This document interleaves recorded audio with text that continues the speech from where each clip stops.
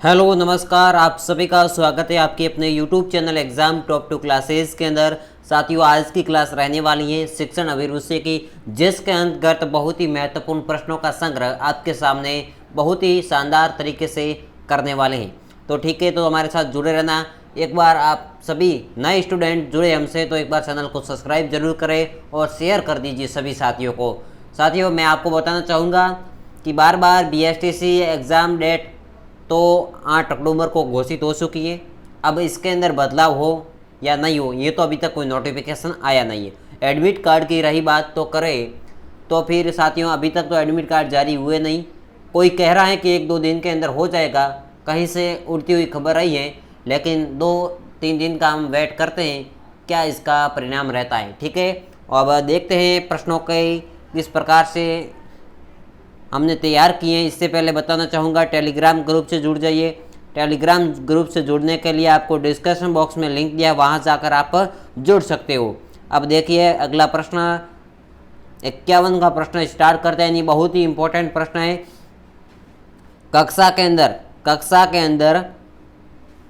कक्षा में प्रभावी अनुशासन के लिए अध्यापक को चाहिए छात्रों को जो वो पसंद करते हैं वह करने दें, छात्रों के साथ कठोर व्यवहार करें, छात्रों को कुछ समस्या हल करने को दे, उनसे श्रेष्ठतापूर्वक दृढ़ता के साथ व्यवहार करें।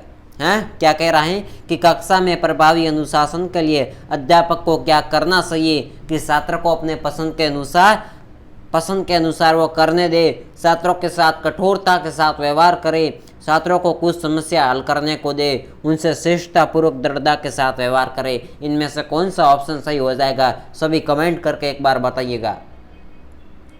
आप सोच रहे होंगे कि साथियों शिक्षण अभिरुचि सरल है, इसे तो क्या कर लेंगे, लेकिन ये करने और कराने के लिए कुछ भी नहीं है। अब आपको यहाँ पर पढ़ना पड़ेगा, ठीक है, देखना पड़ेगा किस प्रकार के प्रश्न आते हैं, किस प्रकार के नहीं आते, किस प्रकार को हमें आंसर देने हैं। तो इस प्रकार से आपको ध्यान में रखना है। अब इसका सही उत्तर हो जाएगा कि उनसे शिष्टतापूर्वक एवं दृढ़ता के साथ व्यवहार करें। ठीक है, तो यहाँ पर हमारा पॉजिटिव आंसर की बात करें तो चौथा ऑप्शन यहाँ पर सही हो जाएगा। ठीक है, अगला प्रश्न देख लेते हैं। हाँ, अगला प्रश्न आ गया है आपके सामने। यदि पढ़ाते समय अध्यापक कक्षा में विद्यार्थियों का ध्यान आकर्षित करने में असफल होता है तो उसे क्या करना चाहिए। यदि पढ़ाते समय अध्यापक कक्षा में विद्यार्थियों का ध्यान आकर्षित करने में असफल होता है तो कक्षा में नोट लिखवाने चाहिए, विद्यार्थियों में गलतियां ढूंढनी चाहिए, अपनी शिक्षण विधियों का मूल्यांकन कर उनमें सुधार करना चाहिए, पढ़ाते समय विद्यार्थियों से 20-20 में प्रश्न पूछने चाहिए। सभी बताएंगे, कमेंट करेंगे क्या इसका आंसर सही रहेगा। एक कक्षा में नोट लिखवाने से तो कुछ मामला सेट होने वाला नहीं है। विद्यार्थियों में गलतियां ढूंढने से तो क्या, बस गलतियां ही ढूंढते रहेंगे, अगला कोई कदम भी नहीं उठाएंगे। लेकिन इसका तीसरा ऑप्शन क्या कह रहा है कि अपनी शिक्षण विधियों का मूल्यांकन कर उनमें सुधार करना चाहिए। हमारा तीसरा ऑप्शन यहाँ पर सही हो जाएगा। ठीक है, आपके 3 नंबर पक्के। अगला प्रश्न देख लेते हैं। हाँ, यदि कोई अध्यापक बिना आपकी गलती के आपको दोषी ठहराता तो आप क्या करेंगे। यदि कोई अध्यापक है और बिना आपकी गलती का आपको दोषी ठहराता है तो आप क्या करेंगे। बनो, आप शिक्षक बन गए, ठीक है, और शिक्षक बनोगे, आप बन गए शिक्षक, और किसी विद्यार्थियों को आपको इसी प्रकार से जैसे मैं प्रश्न पूछ रहा हूँ यह आप पर लागू करें और आपको इसी के अनुसार आंसर देना है। यदि कोई अध्यापक, यानी आप अध्यापक हो और बिना आपकी गलती के आप दोषी ठहराते हो तो आप क्या करेंगे। प्रधानाचार्य से उस शिक्षक की शिकायत करेंगे, विद्यालय छोड़ देंगे, अध्यापक से स्वयं बात कर खुद को निर्दोष साबित करेंगे, अध्यापक से कभी बात नहीं करेंगे। बताएंगे सभी, कमेंट पॉजिटिव आंसर देंगे सभी साथियों को, निवेदन है। हाँ, तो यहाँ पर हमारा सही उत्तर हो जाएगा कि अध्यापक से स्वयं बात कर खुद को निर्दोष साबित करेंगे। ठीक है, खुद को निर्दोष साबित करेंगे, ये सही हमारा रहेगा मामला। ठीक है, तो तीसरा ऑप्शन यहाँ पर सही हो जाएगा। अगला प्रश्न देख लेते हैं। बहुत ही शानदार तरीके वाली क्लास रहनी है, कुछ मिनटों तक मेरे साथ जुड़े रहना, आप खुद को एहसास होने लगेगा। हाँ, देखिए अगला प्रश्न क्या है। राष्ट्र के विकास के लिए मुख्य बाधाएं, राष्ट्र के विकास के लिए मुख्य बाधा क्या है, मुख्य परेशानी क्या है। जनसंख्या वृद्धि, निरक्षरता, राजनीतिक हस्तक्षेप या प्रदूषण। बताएंगे राष्ट्र के विकास में मुख्य बाधाएं राष्ट्र के विकास में मुख्य बाधा हैं? तो साथियों निरक्षरता, ठीक है। क्या अनपढ़ के साथियों राष्ट्र के विकास में बाधा है? ज़्यादातर जनसंख्या कैसी है? निरक्षरता है, ठीक है। तो यहाँ पर दूसरा ऑप्शन सही हो जाएगा, हमारा करेक्ट आंसर हो जाएगा। 3 नंबर आपके पक्के। जिसने भी दूसरा ऑप्शन बताया उनके 3 नंबर पक्के, ठीक है। अब देख लेते हैं अगला प्रश्न। हाँ, एक उत्तम शैक्षिक कार्यक्रम के अनुरूप होता है। आपको रिक्त स्थान भरना है। बालक की आवश्यकता, विद्यालय की आवश्यकता। अब आप सोच रहे होंगे 2 ऑप्शन है साथियों, और ऑप्शन है, ठीक है। हाँ, बालक व समाज की आवश्यकता या पाठ्यक्रम बताएंगे, सभी कमेंट करेंगे। तो यहाँ पर हमारा तीसरा ऑप्शन सही हो जाएगा, बालक व समाज की आवश्यकता। तीसरा ऑप्शन सभी का सही हो जाएगा, ठीक है। अगला प्रश्न देख लेते हैं। हाँ, स्क्रीन के अंदर फिट हो चुका है। यदि किसी बालक की कक्षा में चोरी करने की बुरी आदत है तो आप उसकी इस आदत को दूर करने के लिए क्या करेंगे? सभी बताएंगे। उसे कठोर देंगे, चोरी के कारणों का पता लगाएंगे, या फिर अभिभावक को सूचित करेंगे, उसकी उपेक्षा करेंगे। सभी कमेंट करेंगे, सभी विद्यार्थी कमेंट करेंगे। यदि किसी बालक की कक्षा में चोरी करने की बुरी आदत है तो आप उसकी इस आदत को दूर करने के लिए क्या करेंगे? तो यहाँ पर चोरी के कारणों का पहले पता लगाएंगे कि किस कारण से वह बालक विद्यालय के अंदर चोरी करता है, उसके पीछे क्या कारण हो सकता है, उस कारण को पता लगाएंगे, फिर आगे की कार्रवाई करेंगे, ठीक है। तो यहाँ पर दूसरा ऑप्शन सही हो जाएगा। साथ ही शिक्षण अभिरुचि के अंदर क्या होता है कि आपने सही यानी करेक्ट आंसर बताया तो आपके 3 नंबर, उससे थोड़ा कम लेवल का बताया तो 2 नंबर, और उससे कम तो 1 नंबर, और आपका गलत आंसर हुआ तो 0 नंबर। तो इसके अंदर आपके दिमाग के अंदर जो आपके मानसिक है, आपके मानसिक के अनुसार यहाँ पर आपके प्रश्न को सही बताना है, ठीक है। हाँ, अगला प्रश्न देख लेते हैं। हाँ, समाज सेवा के प्रति अध्यापक को सजग रहना चाहिए, धन जुटाना चाहिए, उदासीन रहना चाहिए, सक्रिय रहना चाहिए। तो यहाँ पर हमारा सक्रिय रहना सही हो जाएगा कि समाज सेवा के प्रति अध्यापक को हमेशा एक सक्रिय रहना चाहिए, एक्टिव रहना जरूरी है, ठीक है। अगला प्रश्न है, वर्षा के कारण कक्षा में छात्रों की उपस्थिति कम है, तब आप क्या करेंगे? जितने छात्र हैं उन्हें अपने विषय पढ़ाएंगे, वर्षा का आनंद उठाएंगे, अन्य विषय पढ़ाओगे, छात्रों को सामान्य ज्ञान की बातें बताएंगे। तो यहाँ पर चौथा ऑप्शन सही हो रहा है कि छात्रों को सामान्य ज्ञान की बातें बताएंगे, जिससे क्या कि वर्षा के कारण कक्षा में छात्रों की उपस्थिति कम है तो सामान्य ज्ञान की बातें बताएंगे, ठीक है। अगला प्रश्न हाँ, शिक्षा मुख्यतः सहायक है। शिक्षा किसके लिए सहायक है? बालक के सामाजिक विकास में, बालक के श्रावगणी विकास में, बालक के मानसिक विकास में, पैसा कमाने में। बताएंगे, सभी बताएंगे शिक्षा मुख्यतः सहायक है। सभी बताएंगे शिक्षा किस रूप में सहायक है। तो यहाँ पर हमारा दूसरा ऑप्शन सही होगा, बालक के सार्वजनिक विकास के लिए, बालक के सार्वजनिक विकास के लिए शिक्षा सहायक है, ठीक है। अगला प्रश्न है,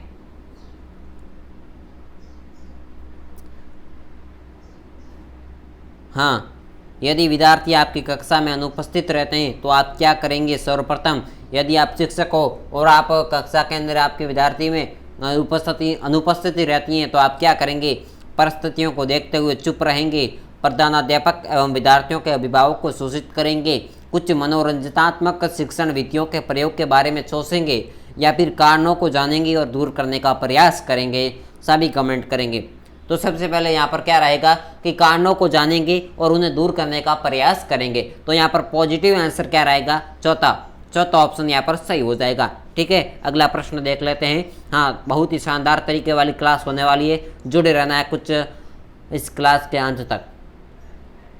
क्या है? 61 प्रश्न है। 61 कक्षा शिक्षण को रुचिकर बनाने का सबसे प्रभावी तत्व। हाँ, सभी बताएंगे कमेंट करके। हाँ, कक्षा शिक्षण को रुचिकर बनाने का सबसे प्रभावी तत्व है पाठ योजना, अध्यापक का व्यक्तित्व, शिक्षण विधि या विषय सामग्री। सभी कमेंट करके बताएंगे, सभी कमेंट करेंगे। कक्षा शिक्षण को रुचिकर बनाने का सबसे प्रभावी तत्व है पाठ योजना, अध्यापक का व्यक्तित्व, शिक्षण विधि या फिर विषय सामग्री। तो यहाँ पर तीसरा ऑप्शन सही हो जाएगा। यहाँ पर आंसर दिख रहा है, लेकिन आपको अपनी तैयारी के अनुसार यहाँ पर आंसर बताना है, ठीक है। शिक्षण विधि यहाँ पर सही हो जाएगा। ठीक है, शिक्षण विधि तीसरा ऑप्शन सही हो जाएगा। अगला प्रश्न देख लेते हैं। देखिए अगला प्रश्न क्या है, छात्रों का सतत एवं व्यापक मूल्यांकन महत्वपूर्ण है क्योंकि यह छात्रों का सत्र पर्यंत मूल्यांकन करता है। यह मूल्यांकन कार्य को सरल करता है। अध्यापक विभिन्न प्रविधियों द्वारा छात्रों का व्यापक मूल्यांकन करता है। आंतरिक मूल्यांकन के एक अंक अध्यापक द्वारा दिए जाने के कारण छात्र अनुशासित रहते हैं। छात्रों का सतत एवं व्यापक मूल्यांकन महत्वपूर्ण है, सभी बताएंगे कमेंट करेंगे। तो यहाँ पर हमारा फर्स्ट ऑप्शन सही हो जाएगा, पहला ऑप्शन सही हो जाएगा कि ये छात्रों का सत्र पर्यंत मूल्यांकन करता है। अगला प्रश्न है,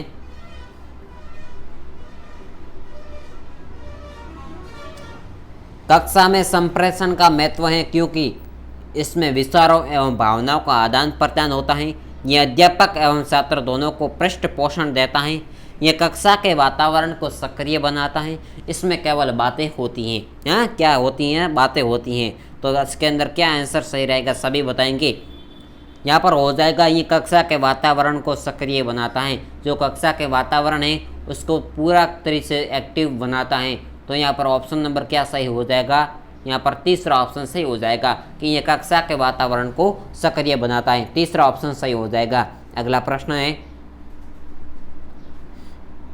आप अध्यापक बनना चाहते हैं, सभी की रुचि है, सभी की इच्छाएं, आप अध्यापक बनना चाहते हैं क्योंकि आपको पढ़ाना अच्छा लगता है। आप पैसा कमाना चाहते हैं, शिक्षण सबसे लोकप्रिय व्यवसाय है। आप आदर्श एवं स्वस्थ समाज बनाना चाहते हैं। तो यहाँ पर सही उत्तर हो जाएगा कि आप आदर्श एवं स्वस्थ समाज बनाना चाहते हैं। दूसरा ऑप्शन हो जाएगा, ये तो है 3 नंबर का मामला। 2 नंबर आए तो हो जाएगा आपको पढ़ाना और पढ़ना अच्छा लगता है। तीसरा बात है तो शिक्षण सबसे लोकप्रिय व्यवसाय, फिर यहाँ पर ये गलत हो जाएगा दूसरा। ठीक है, तो ये इसी प्रकार से क्रम रहता है एग्ज़ाम के अंदर भी।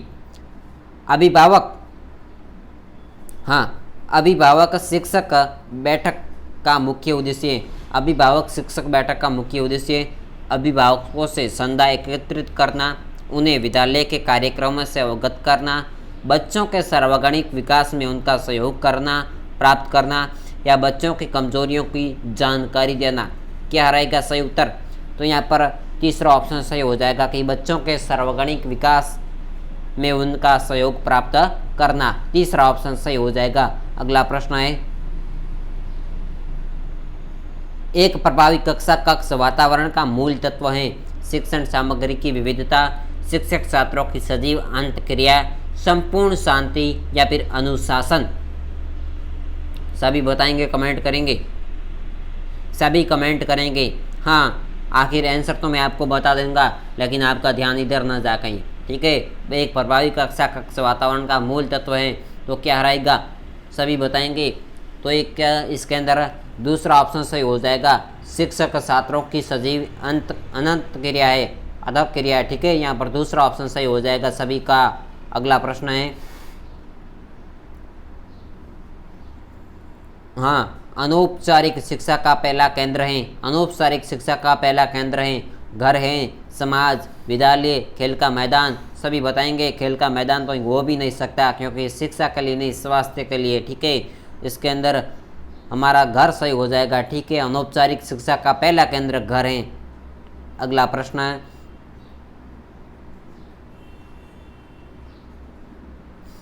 नैतिक मूल्यों का प्रभावी रूप से विकास किया जा सकता है यदि अध्यापक बार बार मूल्यों की बात करे, स्वयं उन पर आचरण करे, महान व्यक्तियों की कहानी सुनाए, देवी देवताओं की बात करे। बताएंगे सभी। 75 प्रश्न का क्वेश्चन का बताएंगे सभी। नैतिक मूल्यों का प्रभावी रूप से विकास किया जा सकता है यदि अध्यापक, नैतिक मूल्यों का प्रभावी रूप से विकास किया जा सकता है यदि अध्यापक स्वयं उन पर आचरण करे तो। ठीक है, दूसरा ऑप्शन यहाँ पर सही हो जाएगा। अगला प्रश्न है, एक जीवंत कक्ष की स्थिति की मुख्य विशेषता क्या है? जीवंत को हम लाइव कह सकते हैं। जो लाइव क्लास आती हैं, लाइव के अंदर क्या आपके सामने टीचर ऑनलाइन पढ़ाते हैं, तब लाइव क्लास आते तो उसे जीवंत दृश्य भी कह सकते हैं। तो इसी प्रकार से क्लास चल रही है। एक जीवंत कक्षा कक्ष की स्थिति की मुख्य विशेषता क्या है? छात्रों में विचार विमर्श होना, संपूर्ण शांति होना, अध्यापक द्वारा नोट्स लिखवाना, अध्यापक छात्रों के विचार विमर्श होगा। बताएंगे छात्रों के बीच अध्यापक का विचार विमर्श होगा। एक जीवंत कक्षा कक्ष की स्थिति की मुख्य विशेषता होती है कि अध्यापक छात्रों के बीच विचार विमर्श होना चाहिए और इसके कारण ये इसकी मुख्य विशेषताएं। अगला प्रश्न है चौथा, यहाँ पर ऑप्शन सही हो जाएगा। अगला प्रश्न रहेगा, शिक्षण एक प्रक्रिया के रूप में सम्मिलित करता है। क्या करता है सम्मिलित?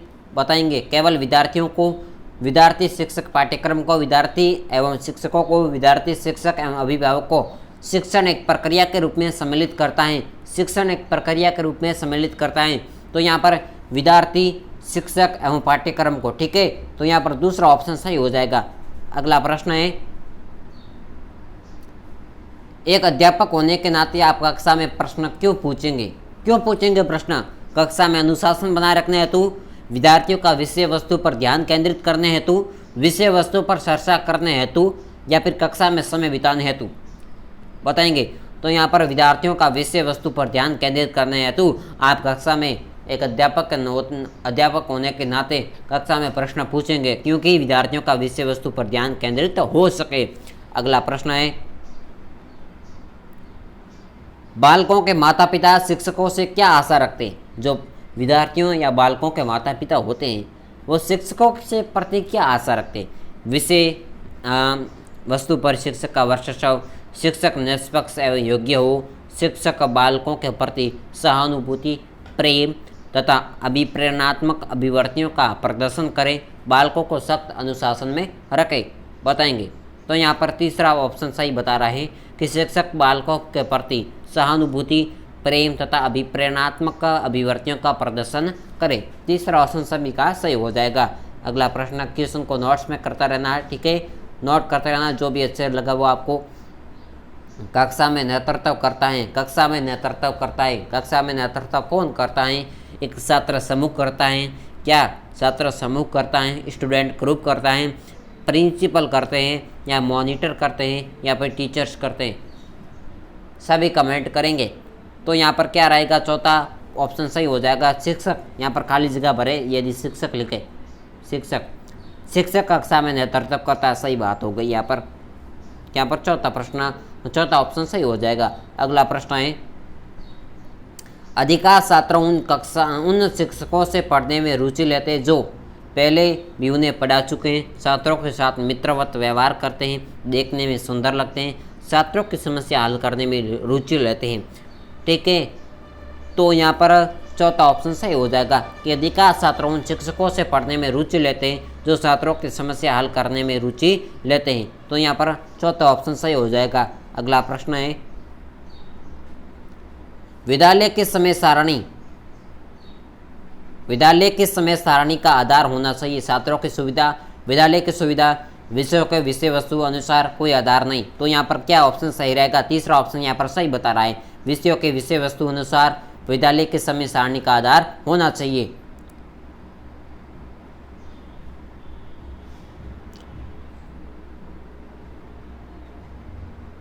हाँ, कुछ ही प्रश्न बचे हैं। निम्न में से अध्यापक के लिए कौन सा कार्य सर्वाधिक वांछित है? श्यामपट्ट का उपयोग अच्छे ढंग से करना, कक्षा में स्पष्ट व जोर से बोलना, कक्षा में सख्त अनुशासन बनाए रखना, कठिन विषय वस्तु को सरल कर समझाना। निम्न में से अध्यापक के लिए कौन सा कार्य सर्वाधिक वांछित है? तो कठिन विषय वस्तु को सरल कर समझाना ये अध्यापक के लिए सर्वाधिक वांछित है। चौथा ऑप्शन सही हो जाएगा। अगला प्रश्न है, शिक्षण का एक महत्वपूर्ण चरण है पूर्व योजना बनाना, शिक्षक सामग्री, जो शिक्षण सामग्री का संगठन करना, विद्यार्थियों की पृष्ठभूमि को जानना, ट्यूशन के लिए प्रेरित करना। ये ऑप्शन सभी का सही हो जाएगा। पूर्व योजना बनाना, ठीक है। ये ऑप्शन सभी का सही हो जाएगा। अगला प्रश्न है, एक अध्यापक को बाल मनोविज्ञान की जानकारी होनी चाहिए। इससे विद्यार्थियों को प्रेरित करने में सुविधा मिलती है।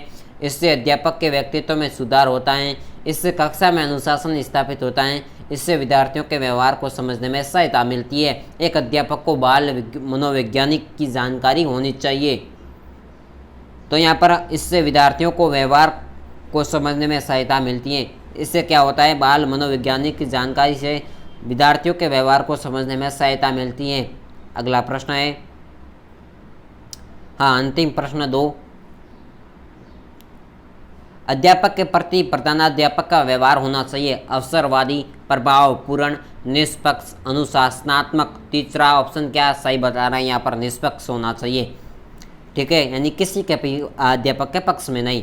पाठ्य सहभागी क्रियाएं आवश्यक हैं, सभी बताएंगे। पाठ्य सहभागी क्रिया आवश्यक हैं बालकों के संपूर्ण व्यक्तित्व के विकास हेतु, सामाजिक गुणों के विकास हेतु, नैतिक मूल्यों के विकास हेतु, विश्राम करने हेतु, सभी बताएंगे। तो यहाँ पर बालकों के संपूर्ण व्यक्तित्व के विकास हेतु। तो साथियों आज इसी के साथ क्लास को समाप्त करते हैं। मिलते को नेक्स्ट क्लास में, तब तक हमारे साथ जुड़े रहना। धन्यवाद।